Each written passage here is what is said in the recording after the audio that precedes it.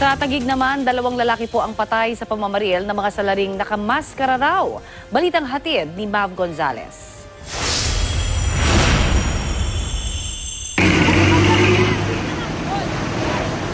Ilan po daw po sila? Ilan po po sabi? Sa amin po banda sa amin.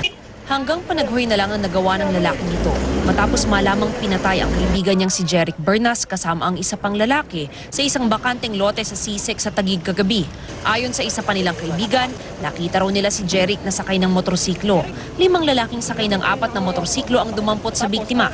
Nakamaskara raw ang mga lalaki. Nung pagdaan po sa amin ng motor, inangat niya po yung kamay niya. Kung ano po yung pwesto niya nung andusay siya dyan, yung kamay niya, dalawa nakaglob sa sando tapos nakaposas.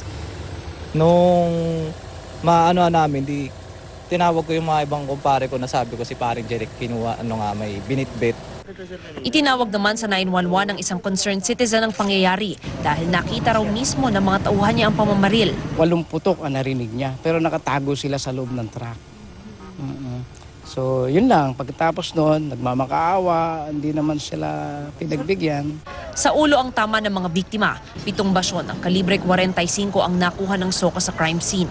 Walang nakuhang droga o baril sa 2 biktima. Hindi raw nila alam kung bakit dadamputin ang kaibigan nila. Bakit pati mga walang malay, dinadamay nila. Okay lang naman sana kung gagawa sila ng ganyan. Kung nasa katarungan, katulad niyan, wala naman sa ng droga, may nakita bang droga dyan? Wala naman kahit anong baril. Kahit sa watchlist ng Parañaque, wala rin yan. Hindi pa naman nakikilala ang pangalawang biktima na nakaputing t-shirt at fatigue na pantalon. Inaalam pa kung sino ang mga salarin at ang kanilang motibo. Mav Gonzalez, GMA News.